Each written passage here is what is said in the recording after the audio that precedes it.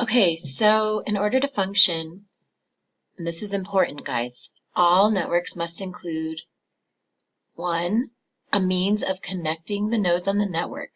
Excuse me, so that's going to include either cables or some sort of wireless technology. All right, so that's your transmission media, okay, right here. We also need special hardware devices that allow the nodes to communicate with each other and to send data. Okay, so right here we have a network interface card.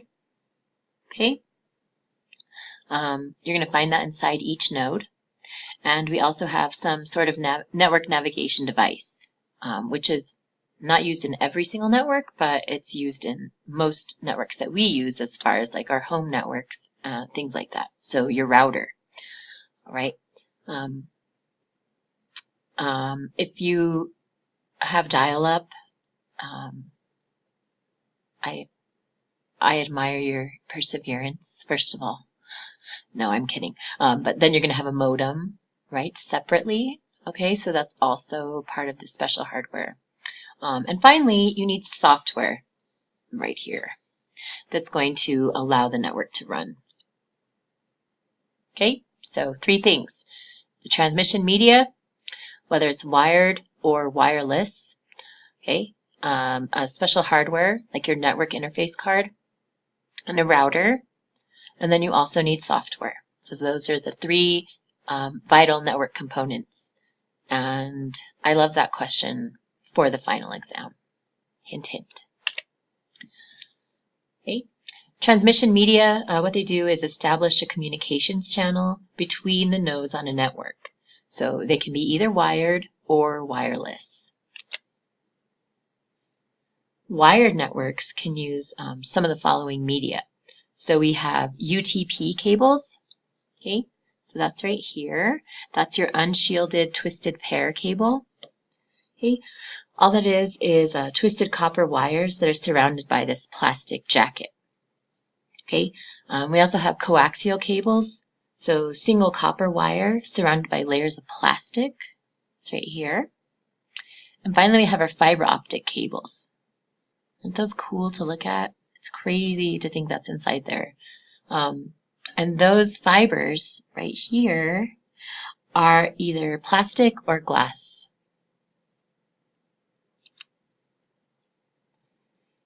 Each node needs a network adapter.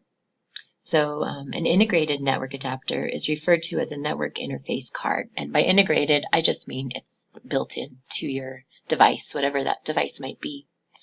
All right. If you're using broadband, that type of connection requires a modem, which translates the signal into digital and back again. And again, like I said, if you're using dial-up, the modem is going to be like a separate entity outside of your router. So you're actually going to have 2 things to hook into. But if not, it's sort of built in now to the router. So we don't, excuse me, I don't have 2 like separate devices anymore. Okay. Data is sent in these bundles that we call packets. Okay, so they sort of, you can imagine them sort of floating through the air in these little packets of data. Okay, if you're using wireless, and if you're using cabled, then it's going through these different cables. Okay. Network navigation devices facilitate and control the flow of that data. So your router transfers packets of data between 2 or more networks, so like your home network and the internet, for example. Okay, and then we have switches, and switches act like traffic signal on a network. So they're like, okay, this packet can go through this packet, wait here.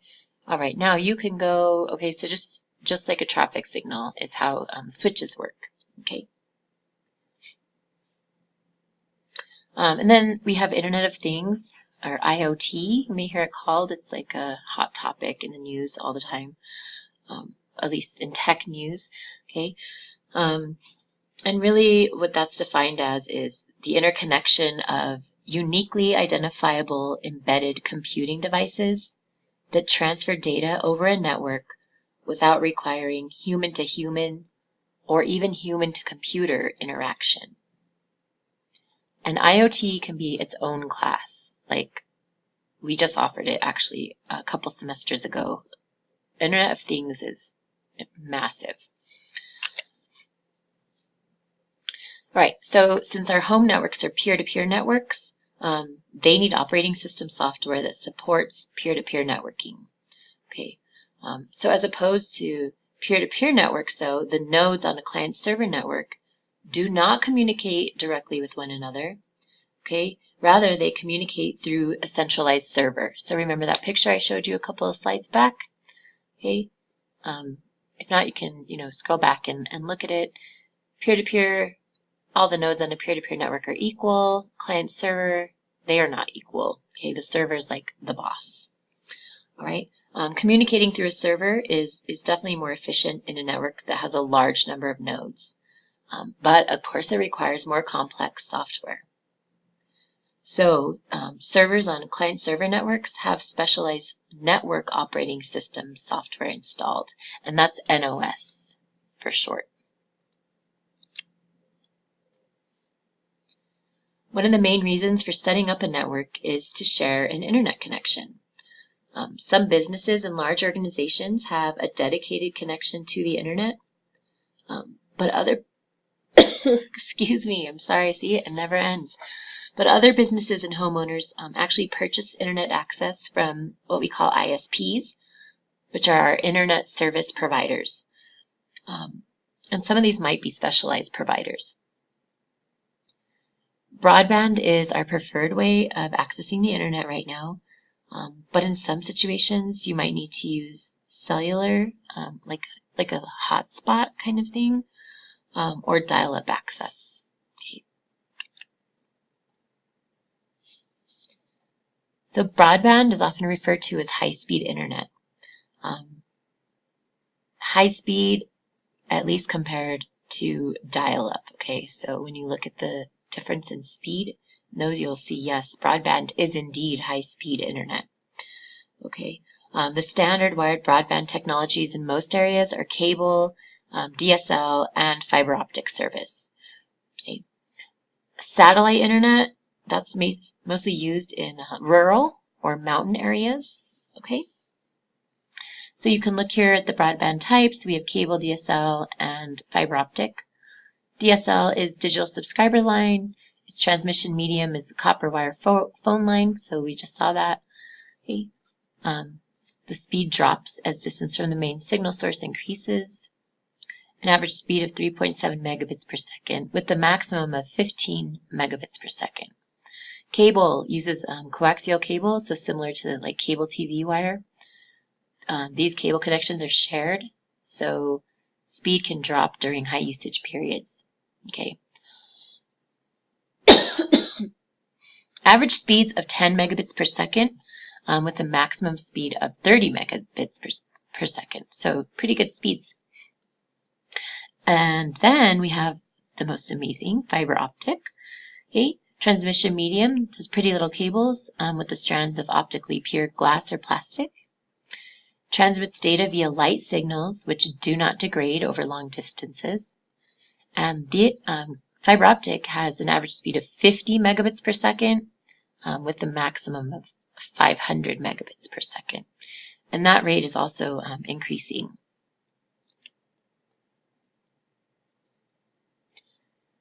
So to access the internet wirelessly at home, you have to establish Wi-Fi on your home network by using your router. Okay. If you're away from home, you can find a mobile hotspot. Okay. Mobile broadband connects you to the internet through either 3G or 4G access.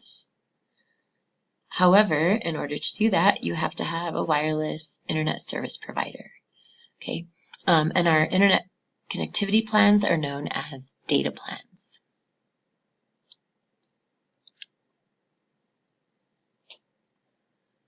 So, planning your home network. Okay. One of the first things you should do to evaluate your network is list all the devices that you're using, like what is going to be connected to your home network. For your home network to run most efficiently and to provide the fastest experience, it's best that all network nodes use the latest Ethernet standard. Okay, you're going to have the better speeds and better connection. Okay.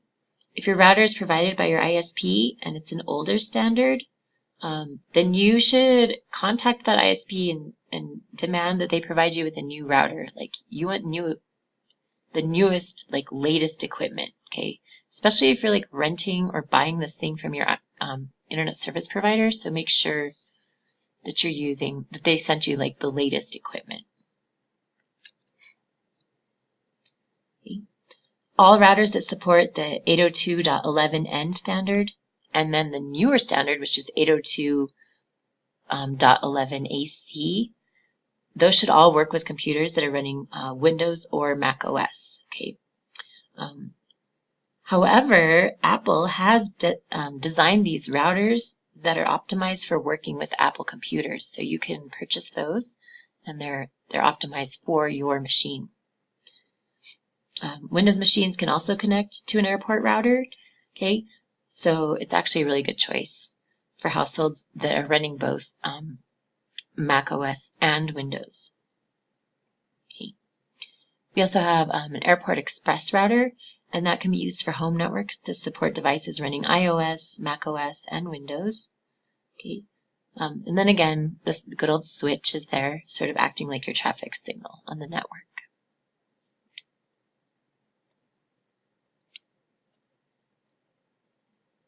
There's specialized home networking devices. So network attached storage devices. These are specialized devices designed to store and manage network data. Network attached storage devices provide centralized data storage and access. Home network servers are specialized devices designed to store and share files across the internet.